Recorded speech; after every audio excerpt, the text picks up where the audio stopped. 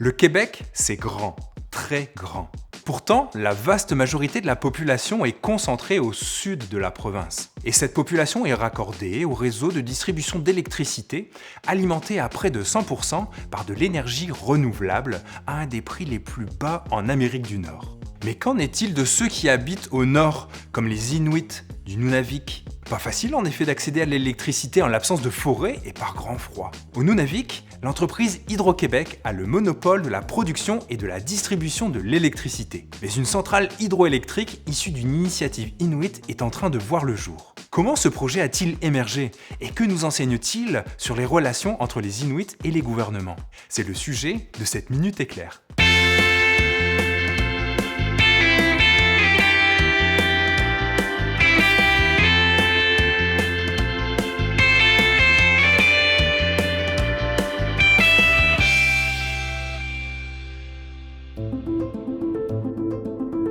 Comment les Inuits perçoivent-ils Hydro-Québec ?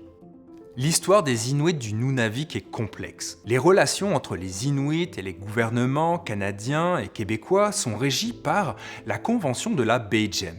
Il s'agit du premier traité moderne mettant en place des structures d'administration régionale et qui reconnaît des droits territoriaux aux communautés Inuits qui sont gérées par des corporations foncières locales. Des responsabilités sont donc partagées entre le gouvernement fédéral, le gouvernement du Québec et les institutions inuites. Une relation qui n'a pas toujours été simple et qui ne l'est toujours pas d'ailleurs. Comme nous l'explique Thierry Rodon, qui est professeur et titulaire de la chaire de recherche INQ sur le développement durable et qui cumule 20 ans de travail en partenariat avec les communautés et organisations autochtones. Thierry revient sur qui du gouvernement fédéral ou québécois a la responsabilité de s'occuper des Inuits avec l'affaire Ré-Esquimau. Ré-Esquimau, c'est une affaire qui est allée en Cour suprême. L'idée qui s'est posée, le problème qui s'est posé en fait, c'est que c'est la compagnie du, il y avait une famine dans le territoire et la compagnie Hudson était obligée de nourrir les Inuits. Puis elle s'est retournée vers les gouvernements pour se faire rembourser en disant maintenant on est au Canada, donc ils se sont retournés vers le Canada et le Canada s'est retourné vers le Québec en disant on vous a transféré le territoire, vous êtes maintenant responsable des habitants de ce territoire-là. Donc c'est à vous de payer pour la nourriture qu'il leur est distribuée pour faire face à la famine. Alors c'est ça l'histoire. Et là, il y a eu une bataille juridique justement entre le Québec et le Canada pour savoir qui était responsable des habitants de ce territoire. Le Québec a gagné cette bataille judiciaire qui a considéré qu'il revient au gouvernement fédéral de donner aux Inuits les secours. Et cette affaire a eu des conséquences sur le rôle du Québec vis-à-vis des Inuits. Ré-Esquimau, puis les Inuits s'en rappellent en même temps, c'est que c'est en fait un refus du Québec de s'occuper des habitants de ce territoire-là. Toutefois, en matière d'énergie, Hydro-Québec joue un rôle particulier dans le Nord. Il faut savoir qu'Hydro-Québec a finalement l'exclusivité de la production et de la distribution énergétique. Et c'est là où il y a un enjeu finalement, on verra dans le projet d'Inukjuak.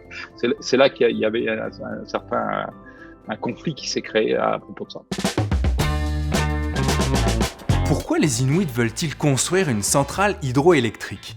Le projet d'Inukjuak, que vient de mentionner Thierry, est un projet de centrale hydroélectrique mené par la corporation foncière de la communauté d'Inukjuak. Une initiative inuite donc. Mais pourquoi la population a-t-elle ressenti le besoin d'un tel projet ? Il faut regarder du côté des réseaux autonomes. Quand Hydro-Québec est rentré, il a mis en place ses services autonomes, donc ces fameuses génératrices au diesel qui sont dans tous les villages du Nunavik. Évidemment, il y a une problématique qui est liée à ça, c'est que le coût de l'électricité est extrêmement cher. Il est subventionné, c'est-à-dire que les habitants payent un coût qui est relativement similaire, les Inuits, aux habitants du Sud.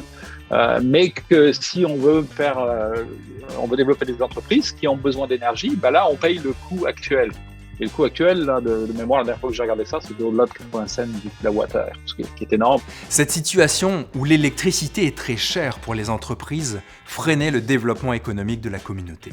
La corporation d'Inukjuak a donc fait des études et présenté un plan pour construire un barrage sur une rivière. Sauf que le problème qui s'est passé, c'est que pour produire de l'énergie au Québec, même si on est sur un réseau autonome, il faut la produire au Québec. Le projet, finalement, s'est développé. Il y a eu des audiences publiques qui ont été faites dans la communauté. Il y a eu une discussion. Donc, l'acceptabilité sociale, là, puisque tu travailles là-dessus, Christophe, c'est construite par en fait, la communauté elle-même. C'est-à-dire que la corporation foncière a fait des présentations dans la communauté. Il y avait des craintes parce qu'évidemment, c'est un barrage au fil de l'eau, il y a du lombardique dedans, donc les impacts dessus, etc. Donc toutes les questions se sont posées. Et donc, à la fin, ils sont arrivés, puis ils ont proposé à Hydro-Québec, on veut construire ça, mais on veut être propriétaire. Et Hydro-Québec a refusé. Le projet est donc tombé à l'eau. Jusqu'à ce que la donne change récemment. Pourquoi ? En fait, c'est un peu un changement politique. Bon, évidemment, les énergies vertes, maintenant, sont mieux considérées qu'elles l'étaient à l'époque. En fait, il y a eu, depuis ce temps-là, il y a eu une éolienne qui a été construite par exemple. Et d'autre part, ce qui a changé, c'est aussi le plan Nord.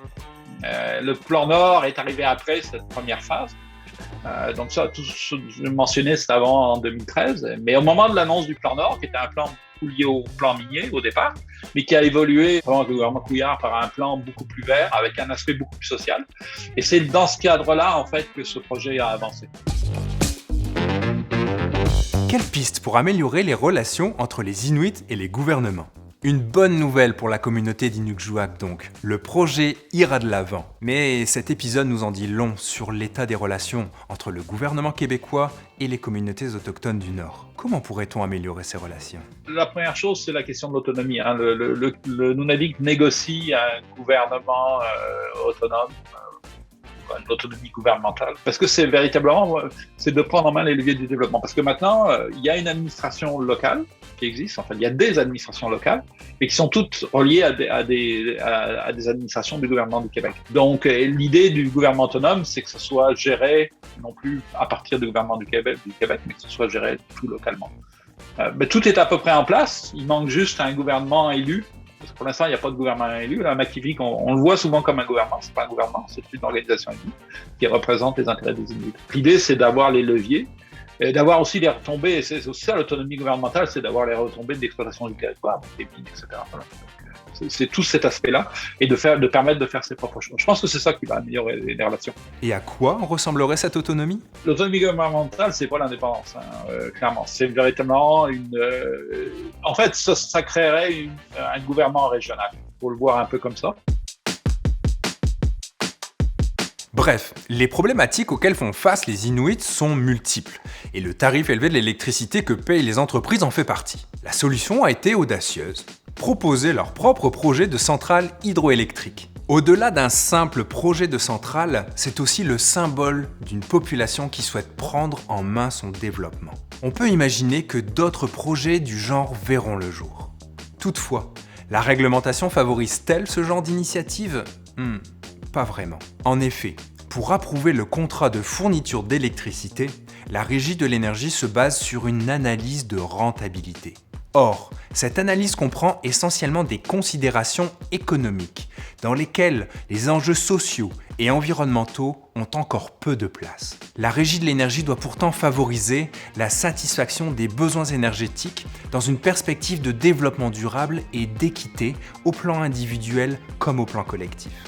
Dans ces conditions, n'y aurait-il pas place à valoriser davantage les énergies renouvelables ? Quelle valeur accorde-t-on à la capacité des populations de prendre en main leur développement dans un secteur aussi stratégique que l'énergie ? La rentabilité des projets pourrait donc être davantage analysée au regard de ses bénéfices sociaux et environnementaux. Un processus de réconciliation est en cours entre les Autochtones et les gouvernements du Canada, et la prise en compte de ces bénéfices pourrait bien devenir un facteur clé de ce succès.